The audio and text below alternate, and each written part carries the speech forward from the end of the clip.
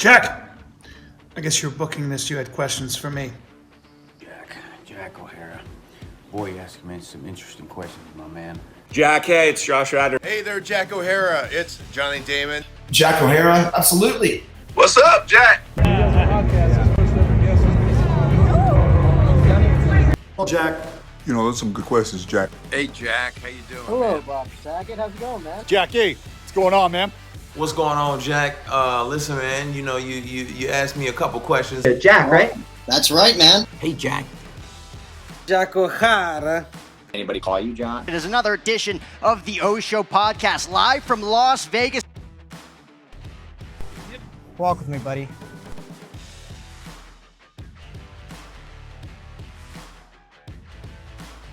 Probably the biggest up-and-coming comedian right here, Jared Harvin. There's your introduction. You've been doing a lot of work with Yannis Pappas lately, obviously with the Long Days podcast as well. Long Island native in New York. Like I said, I saw you at House of Comedy. Like tremendous work that you've been putting out, man. Like you killed that entire room that night. It was a guest spot, I think, right? Because obviously you're touring with Yannis. Eric did his 10-minute set or whatever hosting. You did, 10, 15 minutes and just absolutely destroyed that room. Yeah. I'm featuring for Yannis on the road, so it's probably about like 20 to 25 minutes. But yeah, that's I sold you Yannis' short. main thing. Yeah. Yeah, you gotta put somebody in check, man. Like, hold on, you better add the extra 10 minutes to my name, son. Come on. My favorite was just like, no, my name's Jared. It's not Gerard or anything like that. It's Jared. Yeah, man. That's the thing that actually happens. You know, people it goes over people's head, but that shit actually happens to me. You know. How did you kind of like learn to create? Because obviously it's repetition after repetition, going to show after show, open mic after open mic, all of that. But how did you kind of like know like what your comedic style was when it came to writing jokes? Just obviously listening to the crowd, bouncing off them, just creating those ideas in your head early on. Do you think you've evolved since you've started, or has it always been like the same kind of humor that you've always had? I think it's definitely evolved now. Obviously, like, you know, coming up in the world and being like a younger person, you're starting to pay attention to things that have a little bit more substance or a little bit more effect on your life, whether it's like, you know, politics or news or, you know, I think my style has always been like based in observation first, and just seeing what I see in the world and talking about it and how I feel about it in my perspective or how I think it should be.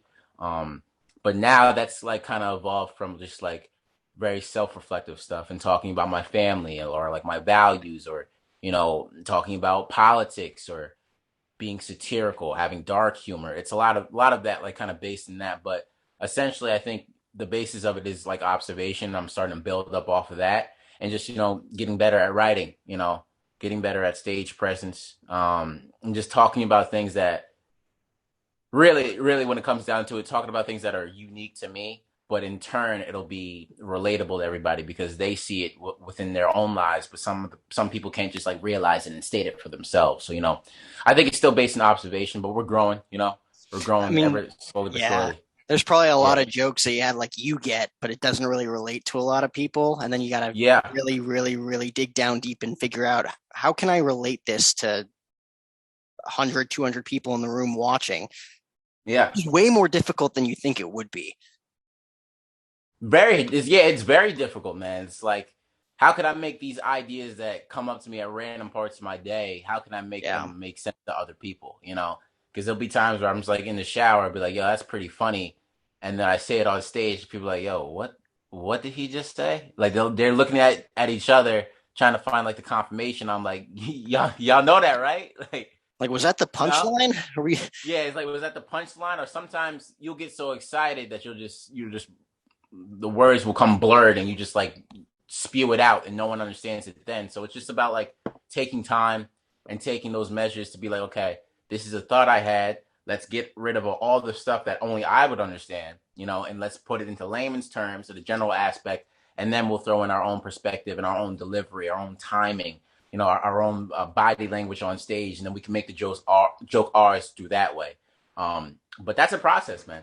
It's definitely a process. I'm about to be 8 years in now, and you know, I'm learning each and every day, you know, and you learn how much that you grow.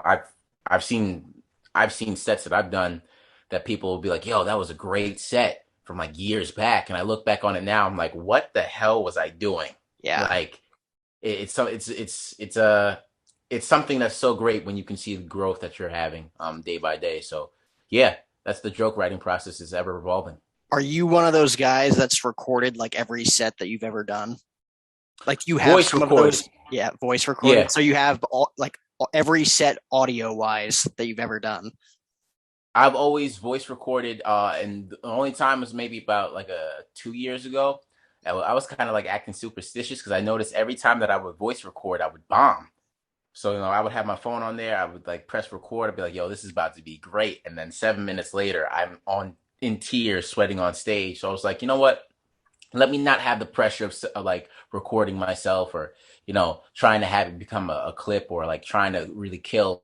Let me just focus on the moment and evolving. But now, I record every day, and especially doing new jokes, you could say something differently. You can have a pause differently, and you want to be able to listen back on that. So, I record myself every day, no matter what. Every time I go up on stage, I'm being really either video recorded or audio recorded. Especially with content creation now and like just putting out videos with your buddies now with Yannis too. It's like you're always going to find someone to record it for you to put it out, especially jokes that kill now later on in your career 8 years in. But like early on, probably looking at all of those, you probably went through a phase where you're just like, I know I'm going to bomb. Let's just go through the notes afterwards. Let's go through the notes and see what we did wrong, see what adjustments we can make later on. Let's just see if we could let's make dinner let's like make a gourmet dinner out of this Taco Bell leftovers. Let's see exactly what can happen. But there's beauty in the madness. There's beauty in there's beauty in like the hecticness of it all. And that's where you got to find it. And that's what comedy's about, finding those little nuggets of pockets of truth or, funny or beauty in a very ugly world. So that's exactly what we got to do. It's part of the process. You're not going to find it unless you go out there and do it and know if it works or not either. There's only one way to define the diamond, and that's to kind of go through the shit in a sense. Like you probably have a ton of like content, like short films that you guys have made too that you haven't put out yet that are just like, should we put this out? Like there's probably hundreds that you've done. Yeah, there's things that we got docked, but most of the time our writing process is we just get together, we think that something's funny, we laugh about it amongst ourselves and be like, yo, let's record it. Let's do it. Most of the sketches that we do or we've done, we don't really have a plan out for it. We'll have like a funny basis of an idea, then we'll do it, and then we'll improv sometimes in between. Like Curb, like Curb Your Enthusiasm. You have some spots that you have to hit, but then in between that, however you get there, it doesn't matter. But we all have a set destination that we have to go. So, but yeah, definitely, man, making content. It's an ever evolving door that sometimes it's going to work or sometimes it's not going to work. So that's the fun part of it. It's a hit or miss sometimes, And with like Instagram and TikTok, they'll let you know if it didn't work, man. You'll see those living in those comments. Or like if you get no views on it, you're like, okay, that didn't generate well. But like even in like some of the things that I've seen here, obviously like the newsroom ones that you've done with your guys, the latest one with Josh Peck that you were able to do with kind of like the live audience audio there. Like, where do these ideas kind of spark from for you? Like, because obviously I feel like everybody takes bits and pieces from like their own personal experiences in life. You write it down and you kind of just like manifest it into a video. But like, where does some of this humor come from for you? It just comes from regular life, but it's just exaggeration, or exaggeration of regular life. The basis of any comedy, the best comedy bits are things that are relatable. But then what makes it comedy is the where you take it with your writing, with your drive. So most of my sketches, I'll be thinking about something that happened to me in real life, and then after that, after we set the boundary of that, the premise, then we add the comedy to it. So we exaggerate a little bit more. And each and every time that the bit goes on, it gets exaggerated a little bit more.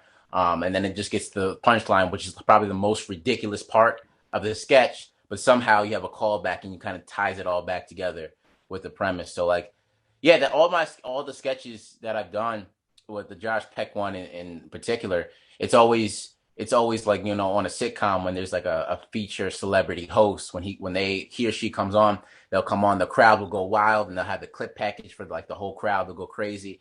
And I was like, oh, that's kind of funny. But what if like, as a part of that, they always had that, no matter if you meet them in real life, like their life is always a sitcom and they always have like an audience that follows them. So that was that. It was a basis of like something that's real that we see each and every day. Like I remember when Chris Brown did The Sweet Life of Zach and Cody, that was like the longest applause break I've ever heard, you know?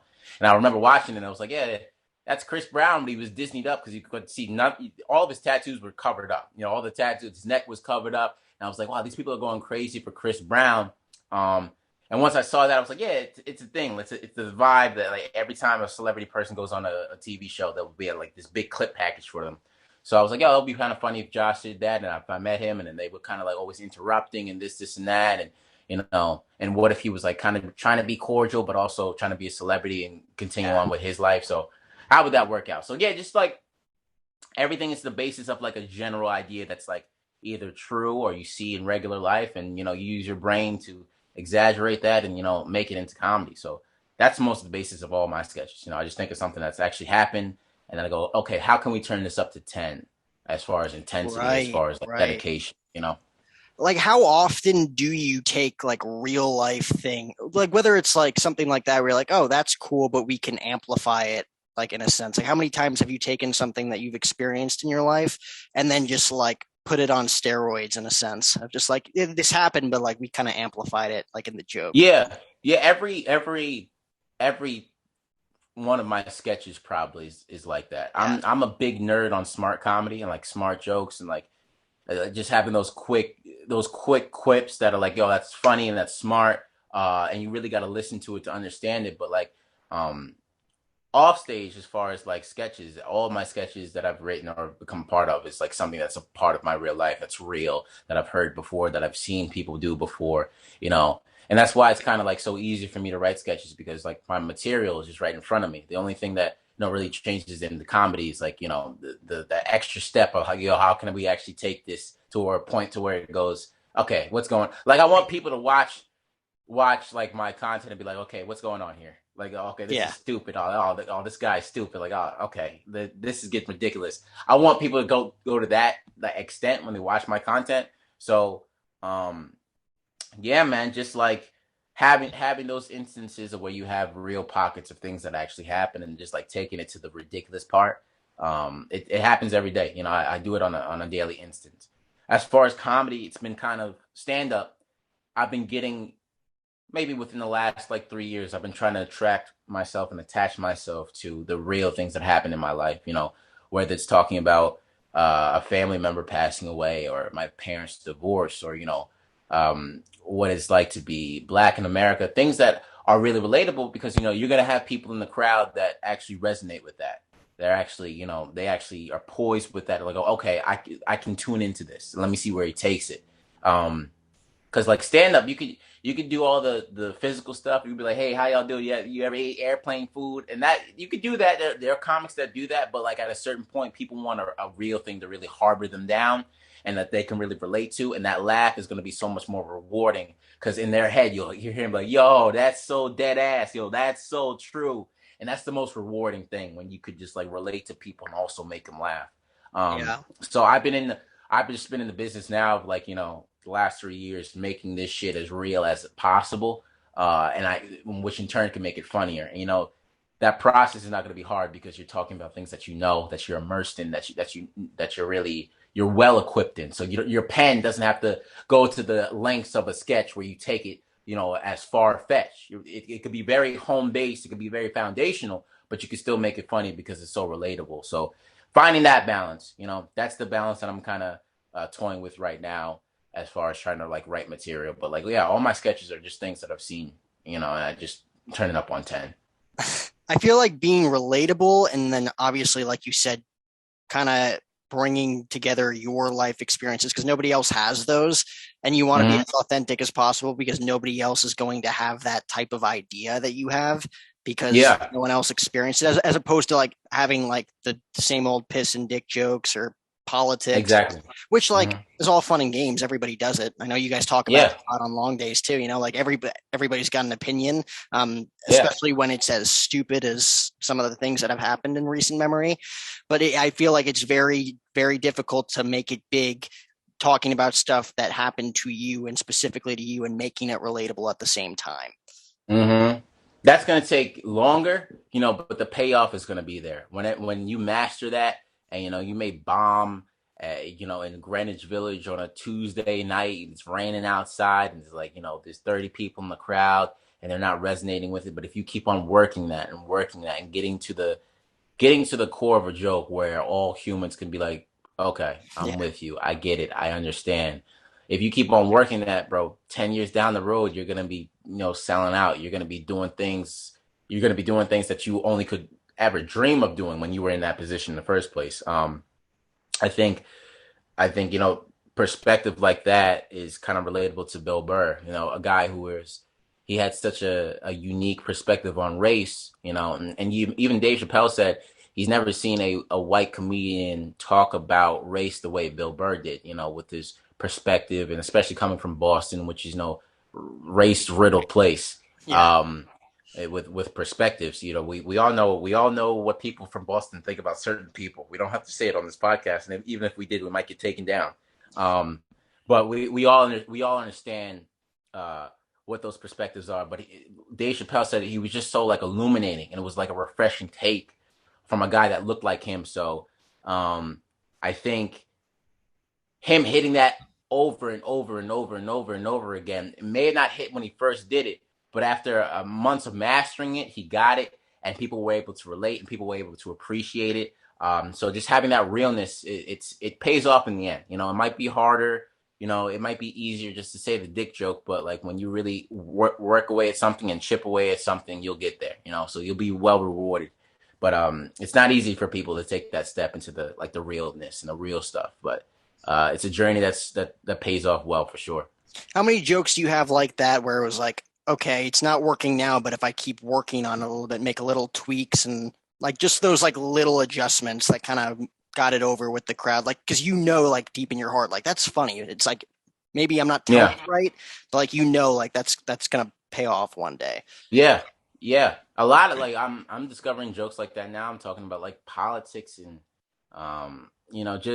just how people have their identity at the forefront. They have an identity that ties them with a certain group at the forefront. It's not, hi, my name is so-and-so. It's, yo, I'm a part of this group. I'm a part of that group, So I have a joke now that's kind of working in other senses. But basically the premise is I'm saying that people who fly flags from their car, who have a flagpole in their car with the big flag, I go, they're fake patriots because there's no way you can love your country that much and sit in 3 hours of traffic at the same time.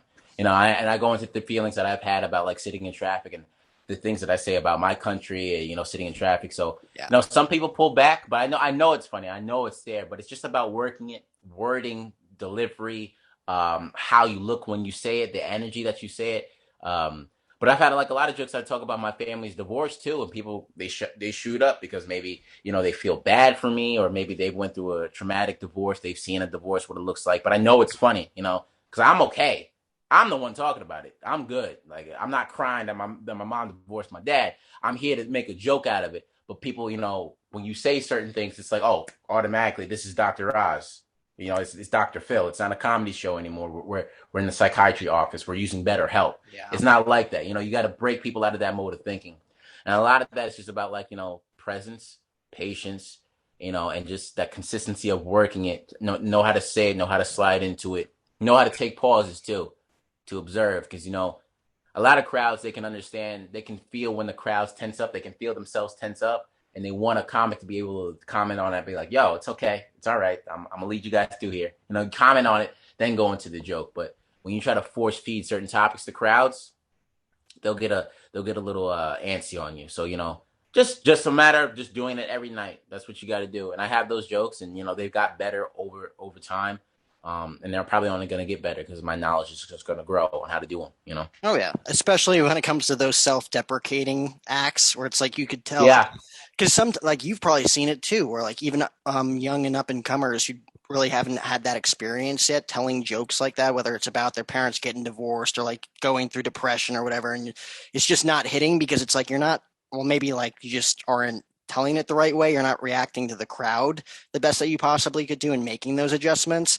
But at the same time, you're coming off to the crowd like, oh my God, is he crying for help right now? Is he using his platform right now just as a cry for help and like wanting that attention? Because like you'll have all those Karens and moms in the crowd. It's just being like, oh my God, like why is he talking about this? Like, is this something bigger than this, than comedy? So you got to know how to channel it right. Yeah, and there'll be people that try to call you out on your own shit. There'll be people like, yo, that's not funny. You can't talk about that. It's like, for you to tell me that I can't talk about something that's happened to me or that I've been heavily involved with in my life, who are you to tell me to do that? That's very authoritative of you to try to control or censor me. Like, if I'm talking about a thing that I know a lot about and it may be offensive to some people, just because it doesn't exist within your world or it's not acceptable in your world doesn't mean it's not acceptable in mine. You don't know my story. And that's the whole point. You got to shut up and listen so you can understand my story so I can make you laugh about it. So for you to, interrupt me or close up on me, you don't really have that. You don't really have that say so in that aspect. You got to let me just take you along the ride. Now if someone's bombing and they talk about what they really think about China, then that's a different story. You get them up out of here. But if I'm here and I'm poised and I'm talking about things that I am well aware of, I'm well equipped with, and you say, oh, that's not funny because I went through that or I had that, you're making it about you now, which is not about you. It's about the jokes. It's about the whole of the room. It's about the whole of the audience. So yeah, you got to know as a comic how to put your foot down, be like, yo, chill out. Like, I got this. Don't worry. And it's not a you thing. It's a we thing. It's a us thing. It's an audience thing. It's the performance thing. It's for the art, So, but yeah, but if you're not a comic that's old enough, definitely you can get shook at something like that for sure. Do you have like a plan A through Z when you're up there on stage? Like whether you're performing in Long Island on a Thursday or like Madison, Wisconsin on a Saturday night, back here in Phoenix, like every culture is different. Like certain jokes might hit in certain places where they don't hit in others. Like, do you take mental note? Like if you're bombing to start, do you make an adjustment and have like a different type of, set of jokes that you have in mind? Or do you kind of obviously got to go with whatever the crowd's, vibing to? Yeah, well, with all those places that you just mentioned, I can just make fun of Biden. I can kill in all three of those places. Oh, everywhere. I just go on stage and say, let's go, Brandon. I'll get a 15-minute standing ovation. But I think, you have to have the game plan. You gotta realize your crowd. But, this is my first time, traveling with Yannis is my first time, like, really getting out, really seeing the States from a comedy perspective. And I think it's really important for people to see me and know exactly who I am, and it's kind of like a thing where you got to be aware of your crowd, but also you want people to know exactly where you're coming from, exactly your background, because I want to know how they feel about me, Mm-hmm. And if they like me as a person, it doesn't matter my race or politics or religion or their race. If you just like me and my perspective, more than likely you're going to rock with me. You're going to rock with my comedy. That's a tale as old as time, and you're seeing that now. If people really like your charisma, like your personality, they're going to follow you all the way through. Like there's porn stars with podcasts now, very popular podcasts, once people see you do one thing that they really like, they're going to follow you. They'll watch you do porn, mukbangs, Twitch, video game stream. It don't matter. So like going out to these cities, I like to see how people react to me. And obviously there may be some things that are like, off limits. Like you don't want to make jokes about abortion in Texas. You don't want to make jokes about Ruth Bader Ginsburg in New York. There's certain things where, like, all right, it's a little dicey. But even then, if people really like you, you kind of go, yo, how far can I take this? Where can I go with this? And even if I say it, I can have fun with how the audience reacts. Be like, oh, y'all didn't like that one. And then we can talk about it. You can make jokes out of that because not everybody in that room is going to be that heartfelt on whatever topic you're talking about. There's going to be some people that are there that for comedy, some people there that are not really tuned in yet and they're trying to figure it out. And like that dead air, that change in energy in the room, they're going to notice and they're going to tune in. So as a comic, you got to be very comfortable with letting the audience see yourself and letting your aura and your spirit kind of dig yourself out of a hole when you talk about something that's not really acceptable. But like that's the funnest part to me, saying something and like seeing how I can get out of it when it doesn't go well. That's very important. But obviously, as a comic, you want to analyze your crowd and see what they want as far as energy, pacing, if they want to be talked to for crowd work, or if they want straight goofy jokes, physicality. Are they reacting to my physicality of the jokes, or are they more wordsmith? That's something that you definitely need. But as for me, getting out there my first time, I want people to see me for who I am, and then I'll dictate everything later.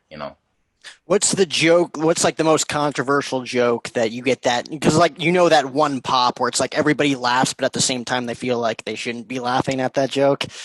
Yeah. What's that joke for you that kind of like the first time you told it and it got that kind of like big, like controversial pop? There was probably controversial pop there was a joke that I say about older women. I go, I'm attracted to older women, and I go, you got to be careful though, because older women will kind of trick you. Mm-hmm. And I'll be like, yo, you ever thought an older woman had a fat ass, but really it was a diaper? And everyone, like, they stop, and dudes would be like, oh shit, like, oh God, and a woman would be like, like this. Yeah. And I like it because the awkwardness in the air kind of delineates that, yo, y'all actually did that. Like, I'd say it as a joke right now, but y'all actually did that. And obviously it kind of doubles down on the joke because leads me to believe that they actually think that I will be attracted to some 85-year-old woman, which is even funnier, Yep. But I have that joke and I say that, and I go, hey, I've been in a bar talking to an old woman. I said, hey, am I going home with you tonight? She goes, it depends. I play on the word diaper for depends and shit like that. And then people laugh at that. But like, it's always like a, ooh, like it's a weird thing. But it's funny no matter what, because you think me, a very young looking 24-year-old kid's going to be into some older woman named Geraldine. And that's even funnier to me. So having jokes like that, that's what I love. Because like, I love like making the crowd a little bit awkward. You don't want everybody on your side 24/7. You want something that kind of breaks up the pace. But as long as you remain interesting or, funny on stage, you're good. And I think that joke, it hits twofold. It hits both of those aspects. I'm definitely remaining interesting. So yeah. And that's truthful? You're into older women? Yeah. Well, I grew up, my brothers are much older than me. My brothers are like in their late 30s. So wow. I grew up around their friends when I was in like elementary school. Their friends were in high school, or, every time my parents would be like, yo, take your brother out, they forced me to go with them to the movie theaters and whatnot. And I would be hanging out with their friends, their boys, their girlfriends, stuff like that. So like, I have a little bit of, my palate's a little bit enhanced, if you will, so I enjoy the older company. Of course, I like people my age, but the older company is cool too, because I feel comfortable in that aspect. So like, I do like older people. Again, that's the truth of the joke, but the exaggeration comes from, liking someone that's old enough to wear a diaper. That's obviously not true. But like, I do like being around older people. I think that's why like me and Yannis can vibe off so well, because I'm a young kid. But I'm a little bit more patient, I guess, or like wiser. I'm used to older people a little bit more. So, that comes from that part of my life and growing up with my brothers. Yeah, dude, that's why you're so smart. That's why you're in the position you're probably in right now, because you can relate to older people, Yeah. I'm the same way. Like I prefer hanging out with 30 and 40-year-olds because I can have much more mature conversations as opposed to hanging out with a 22, 23-year-old, like some like people like us who know what we want in life, but then there's others just, at the club 5 nights a week, just wasting their time. Yeah, dog, like I see people like our age and like they'll like repost some music that they're listening to. I'm like, you do know that not every song that you listen to has to be dubstep or house music. Like you listen to these songs and they're just doing remakes of the songs that were made in the 80s or 90s. Like, yo, the original song was good enough. You didn't have to add, the sound of your air fryer beeping to this song to make it better, dog. Like, it was good enough as it is. And then what makes me bad is nobody knows that it's a sample in the song. They just like how it sounds, or even kids our age. From what I've seen, coming up with some of my friends, the priority is kind of like just to get a job, have that 9 to 5, get your money, and then, Friday, Saturday are your days off to do whatever you want to do. I'm not really with that. Like, That 4 days till Friday mentality, I don't understand it, and I don't want to yeah, understand it. yeah, bro. People call on Thursday Baby Friday, bro. If you don't get out of here and fucking go travel to where you actually want to go travel and take the risks in your life that you probably gonna regret. There's a girl that I follow on Instagram now talk about, yo, I'm having a quarter life crisis. I'm 25. I need to dye my hair. What? What are you talking about, dude? There are some people who are on their deathbed right now, and you talk about, oh, it's almost over for me. I don't know what I'm gonna do. If you don't download an Etsy profile, Jessica, like there's no point into having like this young life and knowing that we're young and trying to make ourselves older and force ourselves and try to constrict ourselves more. Live your life to like a certain point and a certain benefit that you can enrich yourself. I feel like we're always like in that mentality, or I got to get this job, then I want to get the job. You're putting yourself through steps, and you're doing that within a confined time frame.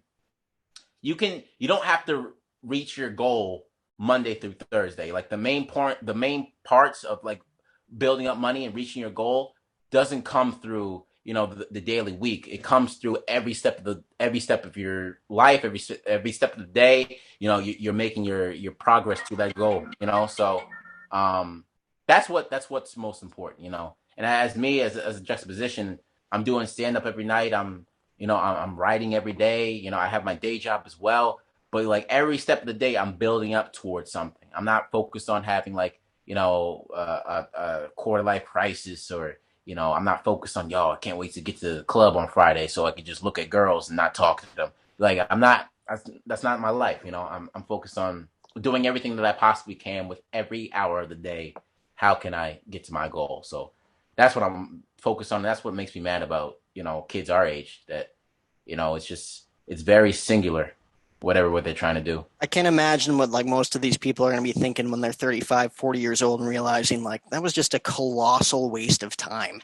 Mm-hmm. You're going to look back at all the content you made, all the ideas, both good and bad, from the time you were like 18 starting out to you were probably like 16 when you started out. You said 8 years. So it's like, yes, you're going to look 17, back at I started when I all was of that. You're going to look back at all of that. Like I was a kid. Now I'm like a credible adult, and I get to see all the growth I've made because I've documented all of it. And I actually stayed true to my goals as opposed to just literally wasting time. Yeah. It's funny. You see those people now, like there's people from high school now that I'll see out, and every time that I see them, they'll try to like belittle what I'm doing. Every time I see them, be like, so you still doing that little comedy shit? Yeah. Like you still doing that? So you're like, you still do those sketches, right? How the skits going? Like, like you're trying to get on Broadway, right? Like it's always something that's so belittle, like they'll belittle you to make themselves feel better because they understand that they didn't really find out what they wanted to do when they kind of just settled and they were kind of just, put on a certain path, Right. But in about 5 years, when someone's selling out the Beacon Theater and they see you, you're going to get that DM like, yo, I always knew you could do it. Or, oh, I always knew that, yo, that's my guy. He made it out to town, and they're going to be drinking like a Anheuser-Busch on the side of the road with a 5 o'clock shadow, talk about, yeah, I knew him, that one, remember that time you let me borrow a pencil in 7th grade? That's my guy. You remember we were friends? It's gonna be like that, but you can see it now. I see it now so many times, and it's just like, let's not condescend or look down on people who knew what they wanted to do early with their life, and they attacked it.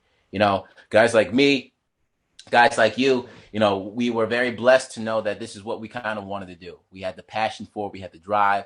Not a lot of people get that. Some people hit 40 years old and they find, yo, this is what I want to do. Let me pursue it. Dangerfield didn't do stand up until he was in his 50s. That's true. People take a long time to find their pathways. Others, it's a little bit more quicker. But let's not project our insecurities on those that do. Let's give them support, because all I want to do basically is to be an inspiration for other people to find their own path. I found it, if another young kid from Amityville wants to do comedy, he could look at me and be like, yo, he was a trailblazer. I can follow his steps. I know it's possible. So, that's what it's like. But, having those insecurities put on you from people who haven't found their way is very tough. it's very tough, but it'll be rewarding in the end when you've actually done everything you wanted to do, and they're still working at Home Depot. Yeah, I mean, it is true. Like, there's some people that just like don't know what they want, but it's like figure it out. Don't go out and party every weekend. Like, actually, like Exactly. get down to it and figure out what you want to do. Like, especially if they're our age, you're 24, 25 years old. Like, figure it out. Like, and that's so funny that you say that about like people being like, oh yeah, dude, he's my guy, he's my homie. Like after you make it, because like you could ask any celebrity or anybody that's made it, like how many people that reached out to them after the fact. Like I've gotten the chance to be grateful enough to interview some big names on the show. Like one of them was Magic Johnson, and I heard from like 4 people that I went to high school with that I haven't heard from since high school. Just being like, oh man, like I see you're killing it. Yeah. Like one guy asked me for his phone number. I'm like how little knowledge do you have? Like, why would I just go ahead and do that? Like, I haven't heard from you in 6 years. Like You're asking me to breach privacy because you want to be cool. Get out of here, dog. Get out of here. No. You're just living vicariously through, not even like living vicariously through someone, just like having like a point of just like, oh, I knew him once. Yeah. Like, yeah. I'm in that crowd. That's their only win in their life is to know you or to know someone that did something cool. I don't subscribe to that, dog. Like what gets me mad is like, I say this all the time. People do not marvel at an unfinished puzzle. And they're not invested in the puzzle coming together. If they see like a puzzle that you haven't started yet, they'll be like, yo, that puzzle probably look pretty good. I'll help you make it. Or when it's finished, they'll be like, yo, let me take a picture of that puzzle. That's really cool. I'll send it to my friends, whatever. As that puzzle's getting made, nobody's around to help you put those pieces together, and that's the most frustrating part because you know exactly the potential. You, the guy who made the puzzle, you know the exact potential of the puzzle. You know where it's going to go. You know the work that went into it so it can be so great. And when you're at this middle stage of coming up, everybody's like, yo, yeah, that's cool, whatever. Yeah.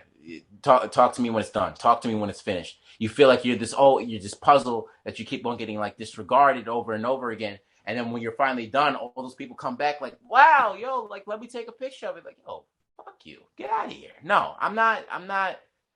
I asked for your support. I asked for your help, and you didn't come. You weren't there initially. You didn't want to be. And now that I'm successful, you want to be. You just want to. I don't want to be. Train, yeah. Yeah, I don't want to be around people. I don't want to be around people that have that sort of energy because when I make it, then that energy is going to be very draining. I'm going to be able to sense that energy. I'm going to be able to sense your ingenuine, inhibitions, So I just like, you see it so many times. I'll invite people to shows and they'll be like, oh, that looks cool. Big shows. Like, I'm doing Carolines. Oh yeah, whatever. Cool. Whatever. And there'll be people who like Harry Styles, not even going to the concert, but they'll repost his posts about doing Madison Square Garden and, support his supporter. They'll like repost his ticket link. Oh, I got to go to this and that. But when I've known you for 4 years in high school, I asked you to come to a show that's worth $15. You go, yeah, I got to work that night. And then I see your Snapchat that night and you're out partying and drinking. That's like, yo, okay. I understand now. No one's going to give you any credit until it's all done. But when it's all done, you're going to be too late. So, you hop on this train now or, you just don't buy a ticket. That's the way I see it, but that's not easy, bro. And this process of coming up it's not easy, but it makes you work hard. It's what you want. You work your ass off for it and you weed out the fake people in your life. Of course. Regardless of like what like kind of like fantasy or what kind of like idea you have for like whether it's like your friendships that you built along the way, regardless, like good or bad, you're going to weed out the ones that weren't supposed to be there, which sometimes is difficult to see it unfold. But at the same time, like you're getting to where you want to be. That's going to be the truest version of yourself, which is really, really, really cool to see. I'm sure you had like a ton of people that you hadn't heard from reach out to you once you were like posting stuff from Rogan's space when Yannis was on, Dog, my phone, number one place in the world. broke. My phone broke when I reposted that, dog. Like, yo, what? You just bro, like people who bullied me in high school, yo, I always know you can do it, bro. Like Yeah. you always Oh, be my dude, guy. those are the worst ones. Like the people that you weren't even friends with, they just like picked on you Yeah. in high school. They're like, "Hey, man, what's going on?" Like after they see Yeah. something like that.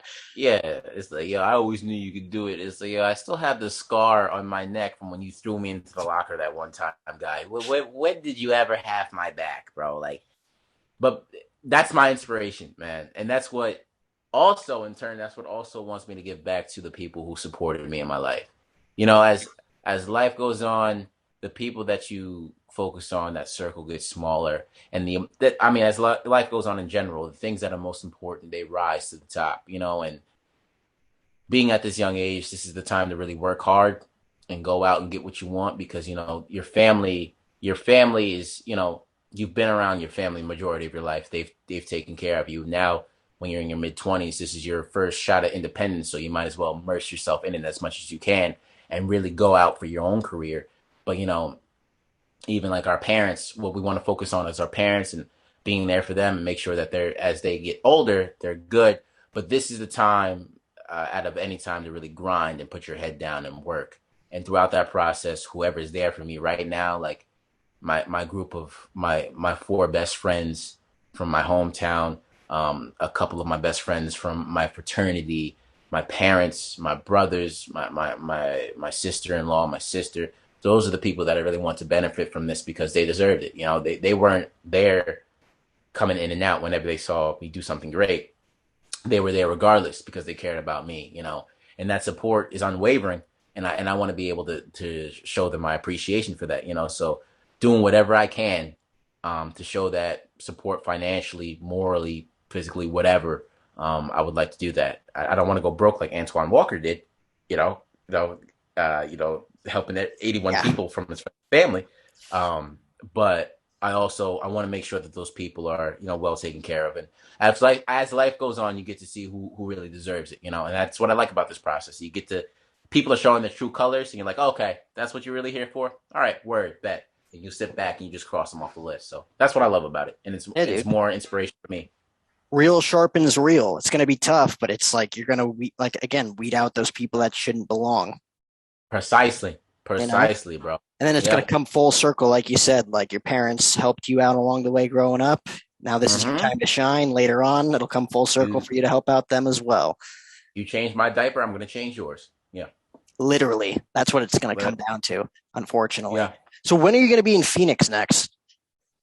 I'll hit up Eric, see if I can come out there. You know, he was talking about organizing shows. So yeah, you know, it's I feel like this winter might be warm, but when we get hit with snow in New York, we're gonna get hit with snow. So as soon as that snow's coming, I'm going out to Phoenix, dog. Winter is the best time to visit, man.